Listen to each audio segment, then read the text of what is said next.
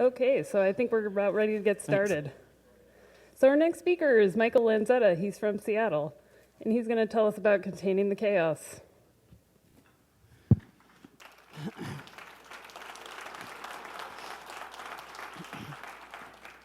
Hey all, I hope you can hear me. Sounds like you can. I realize it's the second to last talk of the day, so I tried to make my slides a nice dark background, so if you need to take a nap, that's fine. I, on the other hand, had another cup of coffee from that Togo coffee, so if my heart explodes, I apologize in advance. And I'm here to tell you a story about a service that we built for IoT in Node and how it grew up into a larger service using containerization and platform as a service technologies. And like I said, I'm an open source engineer at Microsoft. All of the stuff that we built is open source. It's all out on GitHub, so feel free to take it and run with it. But IoT stands for the Internet of Things, and we were very excited about it because it's great, but it does have two minor problems. The first is the internet.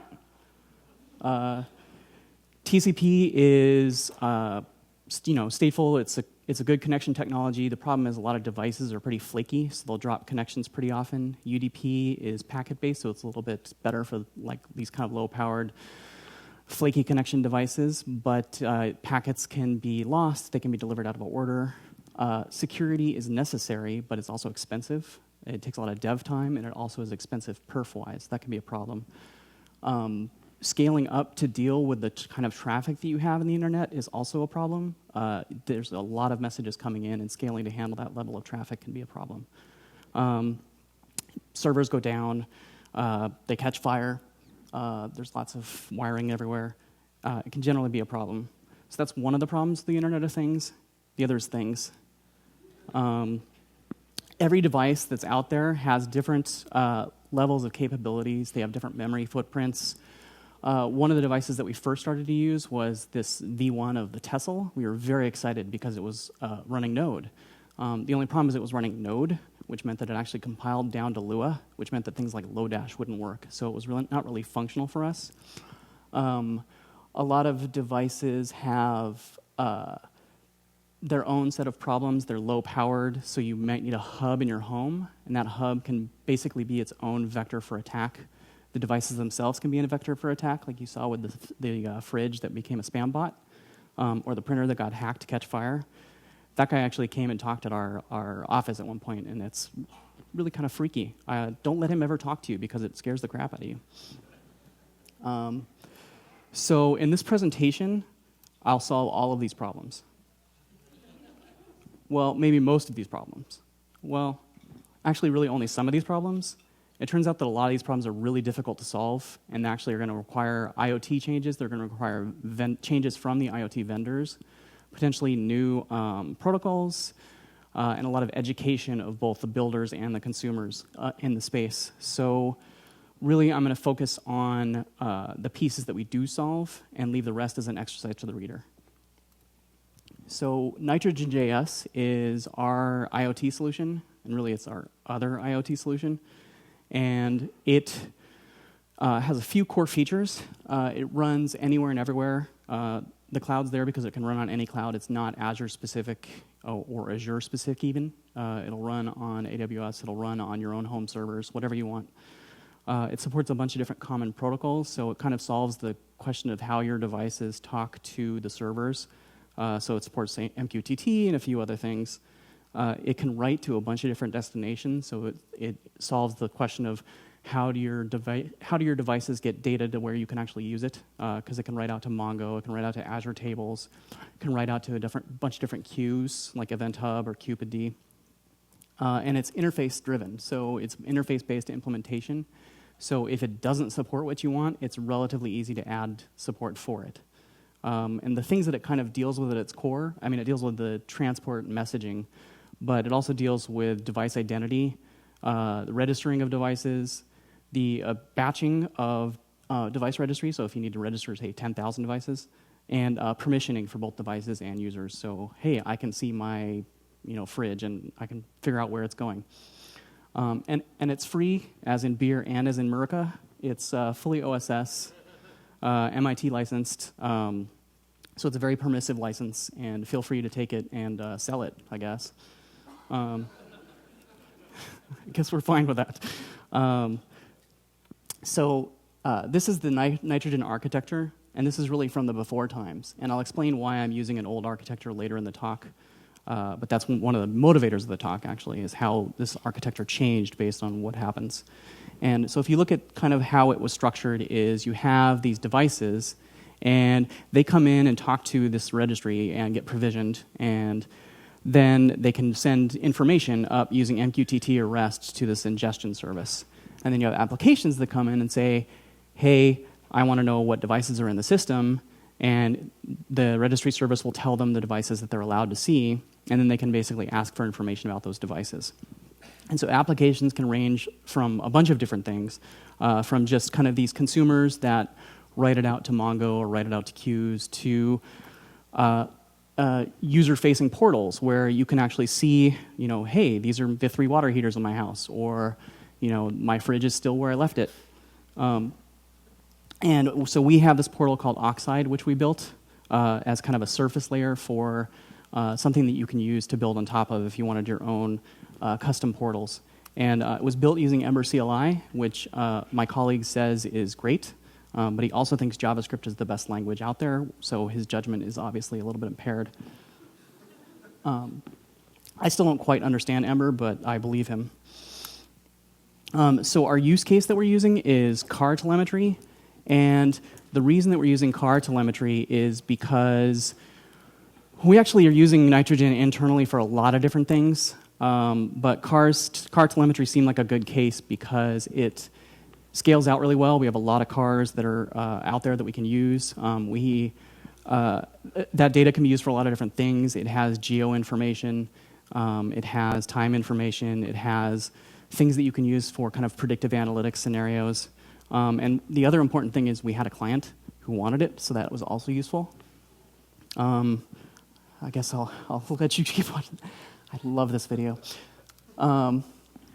So the basic deployment that we started with was we had a goal of monitoring a fleet of about 30,000 cars, and each car would send up about 2 messages a second.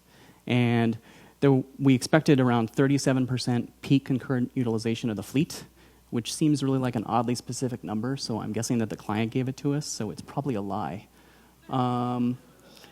So our deployment was designed to be capable of handling 60% utilization of the fleet on the off chance that that was a lie, or that it needed to scale up to a larger number of cars. So it worked out to about 60,000 messages a second of load for the car or for the car fleet as a whole. And at the time, each ingestion instance could handle around 1,000 messages a second, which worked out to about 60 servers for ingestion, 20 front doors for the devices and the front ends, or the devices and the dashboards to talk to, 10 consumption instances for writing out to Mongo and the other data stores, and 5 registry instances, mostly for failover. So it was around 100 servers total, which was a total bear to maintain. Even when you're dealing with Azure and VMs, it's still kind of a pain to have to deploy and manage 100 different servers. So like with any computer science problem, as Gandalf says, all problems in computer science can be solved by an additional layer of indirection. At least I found that on the internet, so I think it's Gandalf. It's got to be true. And so basically it was kind of obvious that we needed another layer of indirection. So we went and we turned to the various DevOps technologies out there because those provide layers on top of the hardware that can help us avoid having to deal with it.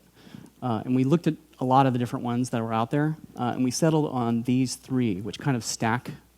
There's Docker, there's CoreOS, and there's Deis. And the way that this works is Docker kind of provides a level of indirection between you and the VM.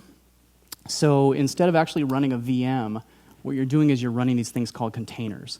And the idea behind it is you have your host, in a typical VM scenario, you have your host, and you have the hypervisor layer, and then you have a bunch of guest OSs that are running on top of that, and then your applications are running on top of that. And the issue there is that anytime you want to deploy a new application or roll back because you deployed a stupid application, it takes a long time to do that rollback, and it takes a long time to fire these things up and down. And they're kind of expensive in terms of the amount of resources they take. But they do provide a good level of isolation between the different applications. With containers, what you have is you have Docker running on the host, and that actually basically just runs the different applications in containers on top of that. And as long as they're running the same, like if they're all running Ubuntu or whatever, then they all basically are running in these containers on that host, and it's very cheap to fire them up and tear them down. So doing a new deployment is actually very fast using Docker. And the way that Docker works is basically you take your application and you package it up and send it up to a Docker hub. And this is the public Docker hub. And basically you can see a bunch of different applications already there. You can take those, you can use them out of the box, or you can extend them and add your own functionality on top of them and use that. And there's also private Docker hubs, which I'll get into a little bit later. And this is what an application looks like in Docker. This is our Nginx Docker file. As you can see, it starts with Ubuntu, and then basically does a bunch of stuff. Downloads some stuff, make sure apt-get is running, make sure it's up to date, installs a few things, sets a few chmods, and then fires up the application. So it's pretty simplistic, but it's basically a repeatable deployment that you can check into source control, and makes the whole process relatively controlled. So containers are awesome, and deploying stuff with containers was pretty awesome, and that's how we lived for a little while. And then we found out about CoreOS, which is an operating system that was built around the idea of containerization. And so what it is basically a stripped-down Linux distro. It doesn't even have apt-get, and it's optimized to run on these containers, or it's optimized to run these containers, I should say. It's auto-updating, and basically what it does is it uses two kind of distributed technologies, Fleet and etcd, to control how you push stuff out to the fleet. So Fleet talks to systemd to basically cause services to fire up and fall away on the containers themselves, or on the machines themselves. And etcd is kind of a distributed configuration system, running Raft as their consensus model. And the idea is that etcd, basically you send stuff out to the fleet, it fires it up, it registers with etcd, and then everybody knows what's running. And if stuff goes down, CoreOS finds out about it, or Fleet finds out about it and fires it up on a new host. So it's built around the idea of these cores and containers and not the VMs. And then there's a technology that people built on top of that, once again with this layered scenario, called Deis, which basically builds on the idea of Docker and CoreOS to take that one step further and kind of makes it disgustingly simple. So with Deis, you basically do a git push of your new deployment, and that actually will take your deployment, package it up with the configuration into a new Docker file, turn that into a build that's registered in the Deis's private Docker Hub registry, and then use the scheduler to deploy that out to your fleet. So with a simple git push, you basically push out to your entire fleet an entire suite of apps. And they all talk to etcd and say, hey, I'm running over here, la la la. And then there's a load balance router layer on the front of this thing that basically says, oh, you're asking for this. A client request comes in and says, oh, you're asking for this, and directs it to the appropriate host. So if you remember our previous infrastructure that we had this idea of this kind of front door service that was brokering requests, and then the ingestion and consumption and registry service that were down there. And that front door service just falls away with the Deis router. The idea is that incoming requests hit Deis and get routed to the machines that are appropriate to them. So a registration request gets routed to a registry machine, and a registry container, and a messaging request gets routed to a messaging container. And that's all seamless to you, and upgrade and rollback are all relatively easy to do. And you can figure out what's running on your machines basically with a simple Deis PS and bring them up and down as needed. So this actually, we've had it running for a couple months in production, and it's worked out really well for us. And I think we're going to continue it. DevOps, of course, is a really kind of hot space right now. So the entire technology stack will probably change by next year, which gives me great fodder for another talk. And we'll find out what that looks like then. So that basically talks about the way that we scaled nitrogen to handle the load coming in. But once you actually get that data, what do you do with it from there? And this is kind of where my talk pivots a little bit. But basically, the idea is that nitrogen is about identity and ingestion. And actually processing that data is tough and takes more work and takes usually work by different teams. And so what we do is we kind of punt on that whole thing. And we pump all of our data into Azure Event Hubs because they scale way more than we needed. And they can output to Spark and Storm pipelines and things like that. And this is not an ad for Event Hubs. I don't really care if you use them. It's more of an ad for the way that I wound up supporting them. They allow us to ignore the downstream, and basically it's a simple kind of post request to post stuff to them. But that was really just too slow to actually work for the amount of data that was coming in. Event Hubs, though, it supports AMQP, which is this binary connection-based protocol for talking to messaging servers. But it only supports AMQP 1.0, which there were no existing Node libraries that would work for it. There was Node Cupid, which sort of kind of worked on Linux sometimes, but it wasn't really a proper Node library, and it definitely would never deploy to devices because it had relied on Cupid Proton, and it was this huge JIP process to try and even get it installed. So I decided that the easiest thing to do would be to build my own, which was an incredibly stupid thing to do, and I don't recommend anyone doing it. In fact, the person who wrote the 09 library told me, don't do this, and I was like, well, it's 09 to 1.0, what could be the problem? Turns out that 1.0 is a complete scorched earth rewrite of the protocol. Basically, there are 4 things in common between 09 and 1.0, and that's A, M, Q, and P. So what I did find out was that writing binary protocols in Node is really fun, especially ones that deal with things like 64-bit integers, which JavaScript doesn't really have, or bit twiddling, which JavaScript doesn't really support above, say, 31 bits.